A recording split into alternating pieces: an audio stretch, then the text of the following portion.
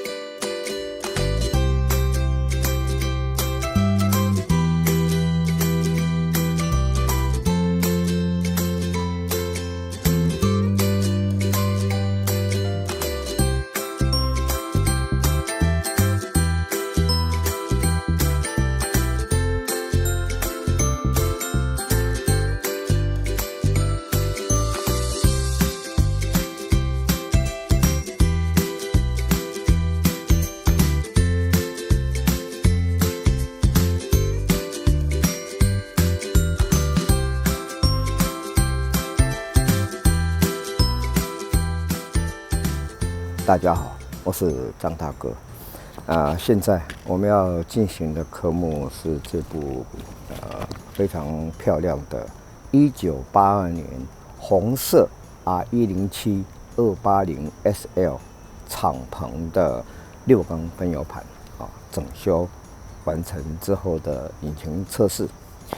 那首先我们看到这颗喷油盘整理得干干净净，内外都漂漂亮亮的。那这个喷油盘在来之前，因为它第二缸一直冒油也就是说它的出油量会过低。我们看到第二缸有一只冒出来了，第二缸一直出油，后面就排到排气管后面就是大量的黑烟，验车也验不过，怠速会抖动。经过大哥整修过之后呢，它每一缸的出油量，我们看到全油门的出油量、系统的出油量也都达到标准的大概在170。那怠速的时候，它的出油量更是漂亮，几乎都是零误差。那加上这颗引擎 M110，它是属于M103 300S1LW126的潜力带的引擎，它是双凸轮轴了。那这颗引擎的标示马力是185匹，排气量是2900多。也就接近3000cc。这个引擎的特色就是，其实它扭力，大概感觉它跟 M103 引擎来比的话，这颗 M110 双凸轮轴的，它的低速扭力更饱满。那高速倒是觉得还差不多。它特色就是低速扭力比 M103 还要饱满，但是它双凸轮轴的，理论上高速应该更好。但是，大哥感觉上跟 M103 的单凸，一般来讲大哥手上整修过的 M110 引擎应该有10多颗以上高速不会觉得特别好，但是这颗引擎很特别，因为它里程数大概在11万，那个缸压测试下来都几乎没有积碳。也就是说，这个引擎还算很年轻，它也没有被恶超过。那缸压都在10到11之间，非常好，跟新车的引擎的缸压差不多。那配上大哥整修过的喷油盘，怠速相当稳定，而且它的杂音很小代表说这颗引擎的虚位比较小也就是说它的右 key 比较右 key。那但是因为到1982年到今年2023已经41、2年了，这个引擎难免会有一点点吃机油因为油封的硬化所造成的，但它很轻微，所以这个引擎大哥在试车结果，它高速反应特别好，比一般的 M10引擎反应更好，低速扭力也好，高速也提升特别快。大哥在判断应该是因为它排气管的尾销的部分因为它是改成全不锈钢的，声音特别好听可能就是后面阻力比较小，说高速提速特别好，所以这颗引擎 M10引擎在大哥手上所试过里面10多颗引擎里面算是高速提速非常好的这个是大哥的感觉。那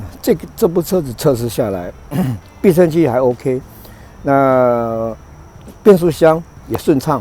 ，kick down 也够灵敏。唯一的缺点就是说，它在退档的时候虚位比较大，也就是说差速器跟传动轴之间的虚位比较大。这个是老车难免的现象，除非你是里程数很低的那因为它是老旧的关系所以但是这个还好这个不能，如果以这个40年的车来讲的话，它还算是优等生这整个传动系统来讲还算是优良的。再来，我看到大哥把他的这个引擎室内外都整个整修一遍，清洗一遍我们看到它整个部分大哥都已经能够美观、能够整新的部分都已经把它整修过了，跟原来的整修之前那差别就很大。因为大哥的理念，我们希望这部车还能够再开个20年。为什么？因为分油盘在堵塞应该是20年以后的事情。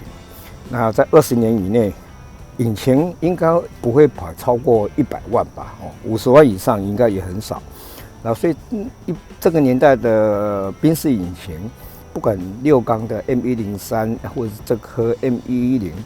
它的可靠性相当高，至少不缺油不缺水，50万公里是绝对没问题的。所以说，它在20年以内，它应该是身体非常健康的。而且它的耗材跟 W123 跟 W126 很多都通用或甚至可以改装，这个都不是，因为我们一使用就会有耗材的产生。底盘部分、拉杆、球头、避震器以及引擎角这种种部分都会磨损。那这个部分材料取得不困难，我不需要得定。那这颗引擎运转，因为它顺畅。所以说，我们没有感觉到它抖动，方向盘也没什么抖动，但是它的引擎角2个左右边的引擎角是硬化的，也就是说，我们在吹油的时候，它引擎几乎动都不动。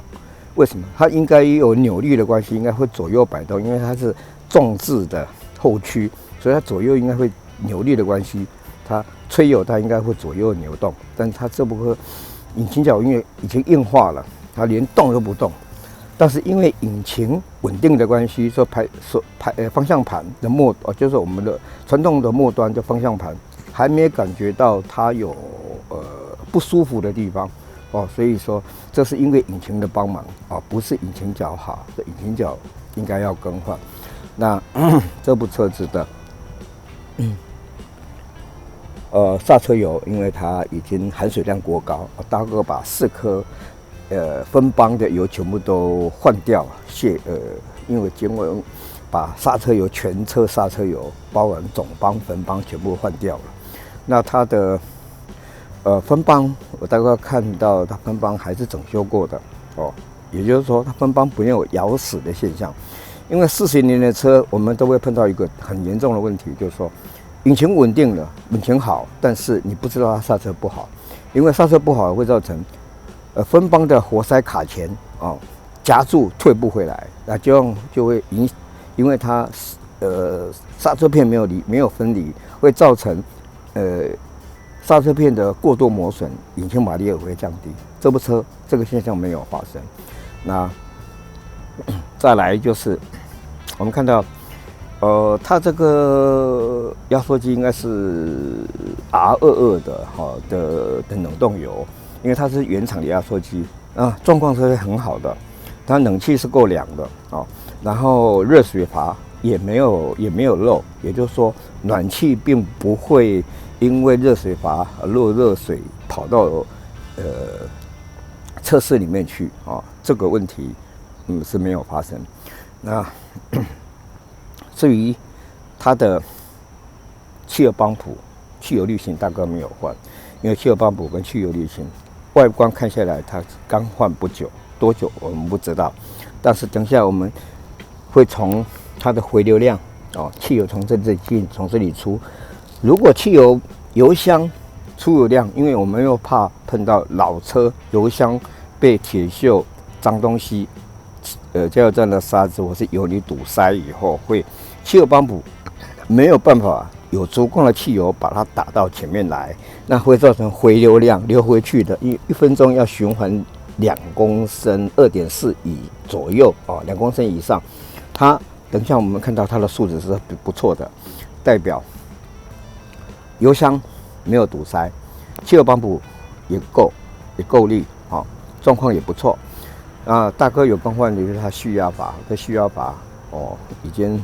漏油太严重，必须要换掉，否则它热车发动可能会产生困难。虽然大哥整修过的喷油盘不会有这个问题，但是如果供油不好的话，那热车启动就有困难。蓄压阀、蓄压器，那个叫蓄压器，蓄压器大哥换掉了。那汽油帮浦、汽油滤芯大哥没有换，是 OK 的。那再来就是这个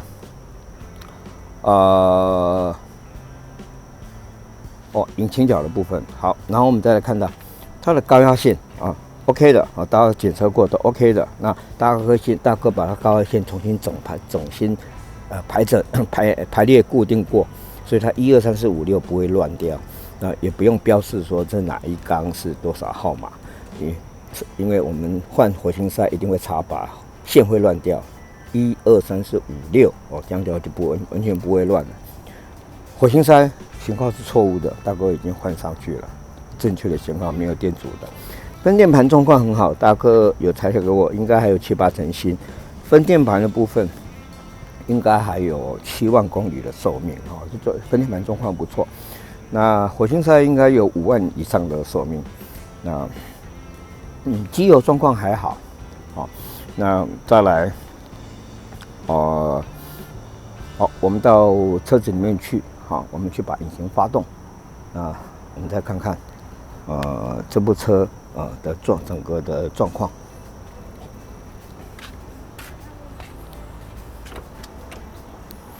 我们看到它这个是Recaro的坐车椅，坐起来很舒服，但是大哥总觉得稍微低了一点我们到车子里面来。首先车子里面这个部分它的冷气控制的部分，首先它这个冷气的风扇开关，1、2档原来1、2档是没冷气的，3、4档有冷气。大哥把这个整组零件拆下来送修，现在1、2档都有冷气，1、2、3、4都有冷气了。那再来它的这个换气循环开关本来是坏的大哥好不容易找了好久，也换了一颗开关，原来灯不会亮的大哥把小灯打开我们看到好漂亮，灯光又亮，因为全部改成 LED 的。那再来排挡灯原来是不亮的大哥也把它改成 LED。我们看到这个整个灯光非常非常漂亮整个照明完全不会感觉到说是黄昏的走到黄昏的这个阶段，看起来还是又年轻又漂亮。好，大哥把做一个发动。红火，好发动。这一点就着了。而且它这个分油盘，它这个分油盘它整个系统，冷车提速跟冷车降冷，因为加热法大概整修过，都非常好。那我们现在看到它转速，冷气没有开啊。目前我们要把它N档，才看得比较清楚。转速大概在1100、1200左右，因为它开冷气的时候，它会降，它因为冷气负载，它转速会降低，会降个200-300转。因为它这个第一代1985年之前的 Bosch 的这套系统，它并没有自动提速的功能哦，也就是说它没有怠速马达，除非500、560，它这个年代的车子500了，500的这个年代的车子或380也没有怠速马达，印象中是这样。V8 的V8 的500 SL 就有了。好，那我们现在开冷气看看哈。好，大哥来，现在开第一档，灯亮了，我们看到这个灯亮了，然后呢，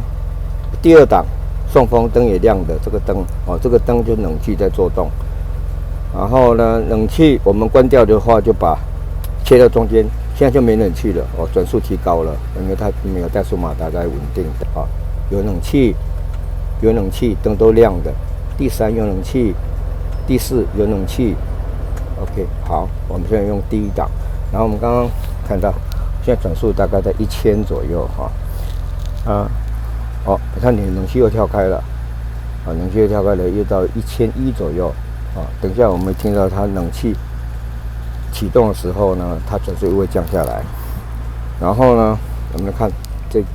降下来了，冷气因为温度设定的关系压缩机跳开跟结合，现在又到1000转了那再来，我们看到这个循环开关大哥已经好不容易找到这个几乎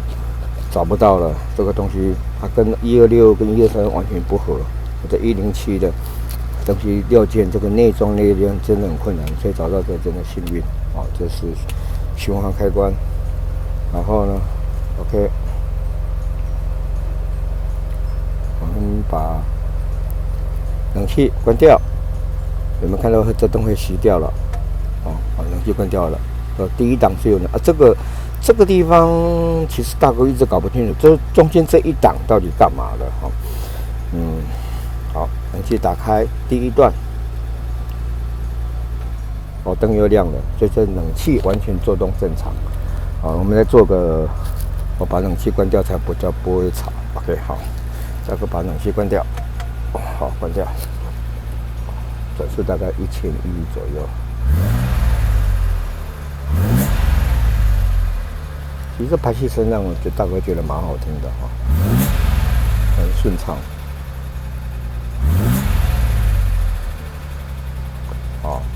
大哥把引擎关掉，好，重新启动。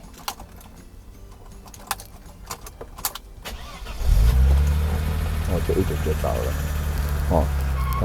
这大概这个地方，大哥已经尽力了我们希望把它整个看起来漂漂亮亮的里面的引擎室是我们最常接触的地方，我们希望它是完美的我们到外面来看它的数据。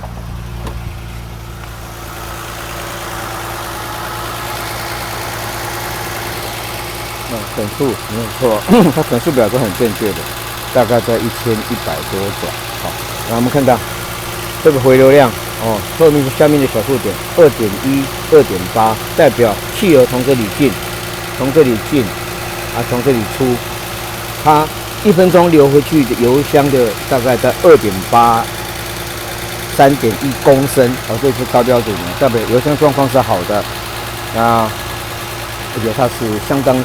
定的我们来做一个，大哥试着来放打火机看看来放这个小屁股的打火机。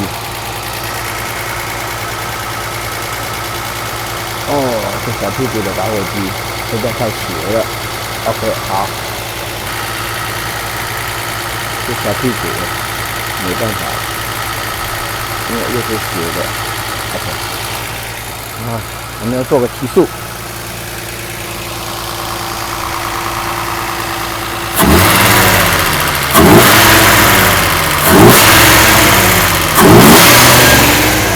这部车给大哥哥感觉是高速提速特别好，应该是跟后面的尾销有很大的帮忙啊。加速还在1000，如果开冷气又是1000。当然，我等一下会把转速稍微调低一点，也就是说开冷气的时候，我们希望它在850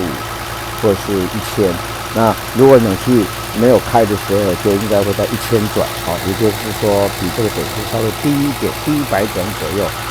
啊。无论如何，大哥已经把这部车都修好了。让这个车主要照顾老车，最好的方法，唯一的方法就是车子不开，1个礼拜一定要发动10分钟，让油水电都循环。